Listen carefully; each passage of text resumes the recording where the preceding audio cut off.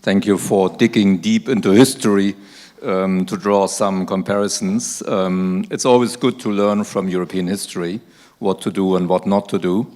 And although in these days Europe is also not easy and not simple, I think it's less complicated than the past. And I think it will be a peaceful development, no blood, and everybody will be fully dressed. That's what I would expect over the next few months and years. We are getting close to the end of the program in August. Therefore, I think it makes a lot of sense to look into the future. Greece has made good progress these last few years. The economy is growing again, competitiveness has returned, and exports are rising. The country issued bonds recently on 3 different occasions, and this shows that the country is slowly regaining investor confidence. And it's good that Greece is testing the markets before the program ends, a practice that also the other countries that exited their programs followed. The yield on Greek 10-year government bonds in the secondary market has dropped dramatically. In recent weeks, all rating agencies have upgraded Greece, and Moody's 2-notch upgrade only 10 days ago was the latest example. All this is very important. On the fiscal side, Greece equally has made impressive progress. In 2009, Greece had the highest budget deficit of any country in the world, clearly also in Europe, more than 15% of GDP. Now there's a small surplus. Only very few countries in Europe can say the same. Therefore, it's now time to acknowledge this hard work from the Greek government and the Greek people. August, when the program ends, is not that far away. After completion of the 3rd review, parliaments in several euro area countries will approve the next tranche of 6.7 billion euro before the ESM Board of Directors takes the final decision to release the money. I expect an ESM disbursement of 5.7 billion euro later this month, and another 1 billion euro disbursement to clear arrears in April or early May. If all the conditions are in place, this would then happen in May. The 4th review has started in a very constructive way. The talks began last week in Athens. We are looking at 88 prior actions. Some tough steps are still ahead. And in the long run, continued progress in strengthening the public administration, further privatization, a good functioning of the privatization agency HCAP, reduction in non-performing loans, and avoiding new arrears accumulation are all important. Let me also stress that while Greece went through this long period of tough reforms, Europe has always been a reliable partner. Since 2015, the ESM disbursed more than 40 billion euro out of the 86 billion euro available under the 3rd program.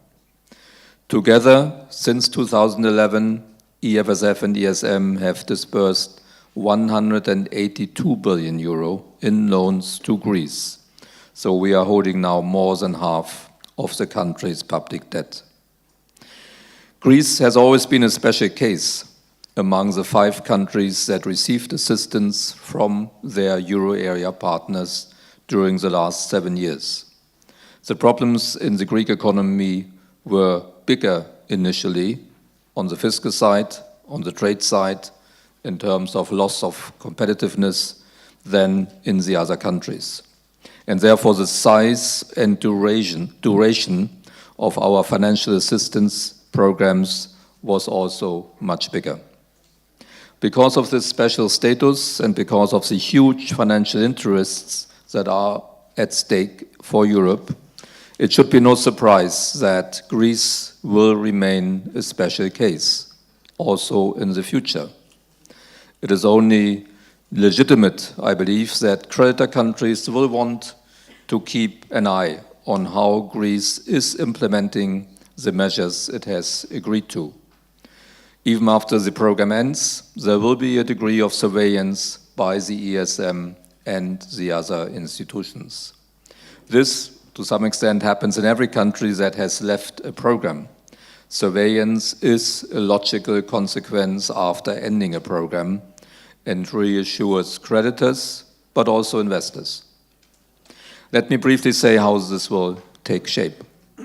In the first place, Greece will fall under the surveillance framework related to the Stability and Growth Pact and the macroeconomic imbalances procedure, just like every other EU member state.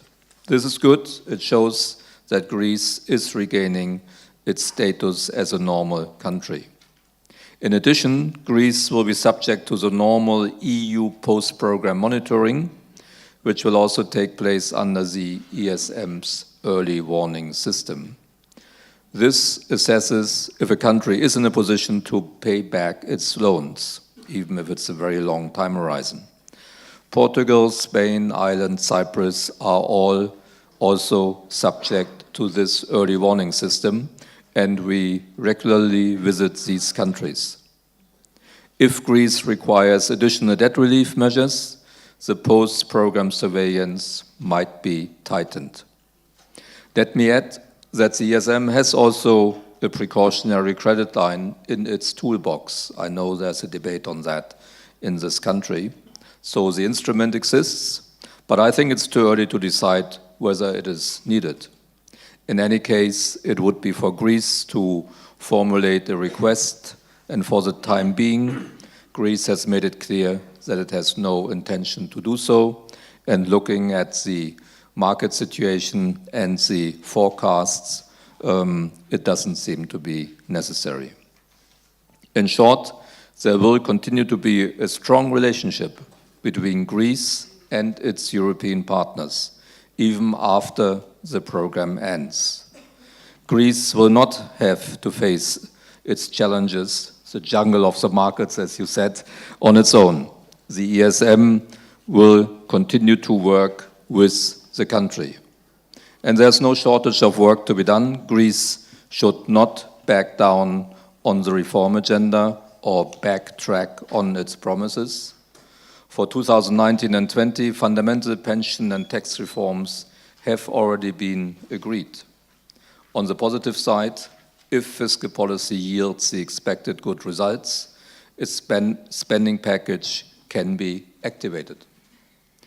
Liberalizing the economy and creating a business-friendly environment must be a constant effort from now on. These are not issues that can be put in place once and then be forgotten. I find it encouraging that the Greek government is developing its own growth strategy for the future, because sustainable growth is the only way for Greece to deliver more jobs and prosperity for its people. Continuing this journey that has already yielded some first successes is the only road to build a modern economy that serves the best interest of its people. Let me conclude. Greece can successfully exit from the program in August, but only if it continues to implement reforms. It will then join the group of other ESM success stories, Ireland, Spain, Portugal, and Cyprus, which have among the highest growth rates in the euro area. If Greece wants to make that a lasting success, it needs to make a long-term commitment to modernize its economy. Greece's euro area partners will be there to help achieving that goal. Thank you. Thank you, Mr. Regling.